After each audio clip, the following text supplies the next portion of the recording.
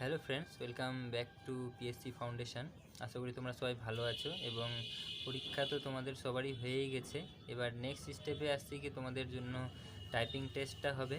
এবার সবথেকে বড় এখন প্রশ্ন আসছে যে এখনকার মানে অনেক দিন হয়ে গেল বেশ পরীক্ষাটা হওয়া, এবং অনেক নতুন আপডেট জানা গেছে, যেমন হচ্ছে গিয়ে পার্সেন্টেজ অ্যাটেন্ডেন্স কেমন ছিল, তাছাড়া হচ্ছে গিয়ে অনেকজন কতটা ভুল ভ্রান্তি হয়েছে।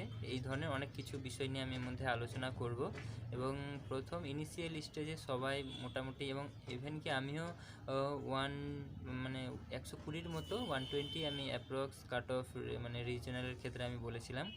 এবং বর্তমানের যে আপডেট অনুযায়ী এখন যেটা মানে উঠে আসছে, মানে বোঝা যাচ্ছে, যেটা ফিল্ড থেকে মানে বোঝা যাচ্ছে, বিভিন্ন কমেন্ট থেকে বোঝা যাচ্ছে যে হয়তো মানে কাট অফটা কমতেও পারে, এবং এর পিছনে যে বেশ কিছু কারণ আছে সেগুলো আমি কিছু অল্প স্বল্প করে আলোচনা করার চেষ্টা করছি।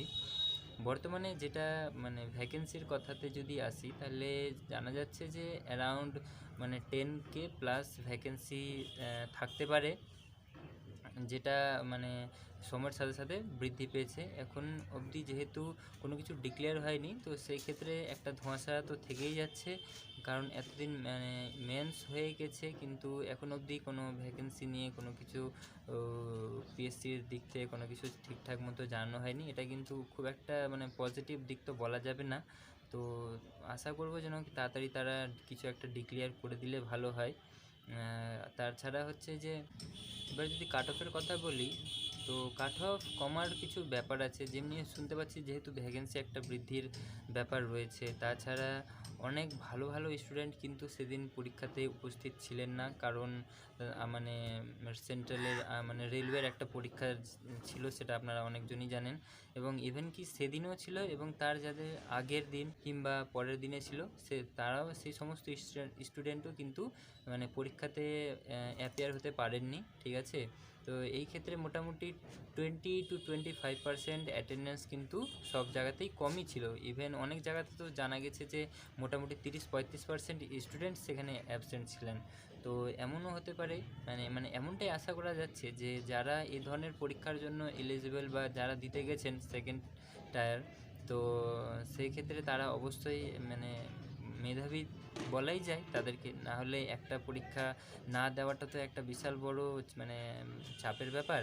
একটা পরীক্ষা ছেড়ে যদি অন্যটাতে আমি যখন যাচ্ছি, তখন সেক্ষেত্রে কী হচ্ছে, নিশ্চয়ই আমার তার মধ্যে একটা কনফিডেন্ট থাকছি, তবে তো সেক্ষেত্রে অনেক ভালো স্টুডেন্ট কী হয় যে মানে রাইটিং স্কিল কিন্তু অনেকজনের মানে সেই লেভেলের কিন্তু ভালো থাকে না, তার জন্য অনেক ইজি হলেও ব্যাপারটা অতটা মানে লেখা যেহেতু ব্যাপার অনেকজন প্র্যাকটিস থাকে না, আমরা সাধারণত কি এমসিকিউ আকারেই করে অভ্যস্ত। তো সেক্ষেত্রে কিন্তু মানে অনেকটা এখানে মার্কস কিন্তু মানে কমার একটা মানে পসিবিলিটি থেকে যাচ্ছে, যেহেতু অনেকজন অ্যাটেন্ডেন্স দেননি।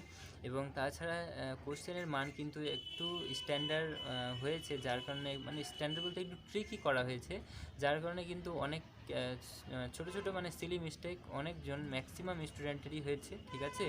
তো এই ক্ষেত্রে একটা গড় নাম্বারের মধ্যে কিন্তু মানে তফাৎ দেখা যেতে পারে, মানে গড় নাম্বার কিন্তু রিডিউস হতে পারে, তো এমনটাই আশা করা যাচ্ছে। তো সেক্ষেত্রে যে 120 থেকে কাট অফ নেমে যেতে পারে, এতে কিন্তু কোনো সন্দেহ থাকার মতো ব্যাপার থাকছে না। এখন সব কিছুই ডিপেন্ড করছে যে ভ্যাকেন্সি কেমন আছে, কারণ ওটাই হচ্ছে গিয়ে মেন জিনিস, যেটার উপরে কিন্তু সব কিছুই ডিপেন্ড করবে। তো আশা করা যায় যে ভ্যাকেন্সিটা তাড়াতাড়ি রিলিজ করুক। আর যদি রেজাল্টের কথা বলি যে রেজাল্ট কতদিনে দিতে পারে, তো সেক্ষেত্রে আমি এর আগেও একটা হচ্ছে মানে ভিডিওতে আমি জানিয়েছিলাম যে কয়েকটা চ্যানেলে বলা হচ্ছে যে 2 মাসের মধ্যে রেজাল্ট দিয়ে দিবে, কিন্তু এখন অবধি কোনো খবর তো পাওয়া যাচ্ছে না যে 2 মাসের মধ্যে দিবে। তো এটা আমাকে যুক্তিপূর্ণ মনে হয়নি, কারণ ভোট না হলে এইসবের রেজাল্ট দেওয়াটা সম্ভব নয়। আর যেহেতু ডেসক্রিপটিভ মেথডে পরীক্ষা আছে, তো এটা একটু টাইম টেকিং ব্যাপার, যেহেতু সব কিছু টিচারদেরকে নিজের হাতে ভালো মতো ইভ্যালুয়েট করে নাম্বারটা দিতে হয়, তো একটু এটাতে কিন্তু সময়টা লাগবে। তো আগস্ট সেপ্টেম্বর না হলে যেভাবে পিএসসির দেখা যাচ্ছে যে মানে একটা পরীক্ষা প্রতিবার পুজোর পরে নোটিফিকেশান দিবে, পুজোর পরেই 1 বছর পরে আবার প্রিলিমস হবে, আবার 1 বছর পরে মেন্স হবে।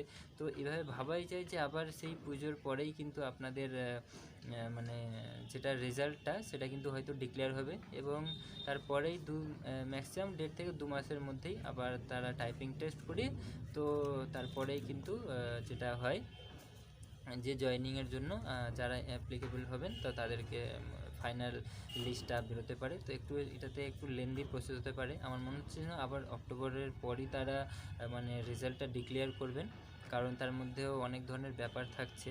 তো যাই হোক, রেজাল্ট যখনই দিক আপনারা টাইপিংয়ের জন্য অল্প স্বল্প করে এখন থেকে প্র্যাকটিস করা শুরু করে দিন, এবং আমি আগামীতে কীভাবে প্র্যাকটিসের করতে হবে বা কোথা থেকে করবেন সে ধরনের ভিডিও আমি কিন্তু আগামীতে আনবো। তো তার জন্য অবশ্যই চ্যানেলটিকে সাবস্ক্রাইব করে রাখবেন, এবং এই ধরনের আরও ইনফরমেটিভ ভিডিও পেতে অবশ্যই চ্যানেলটিকে সাবস্ক্রাইব করবেন। দেখা হচ্ছে একটি নতুন ভিডিওতে।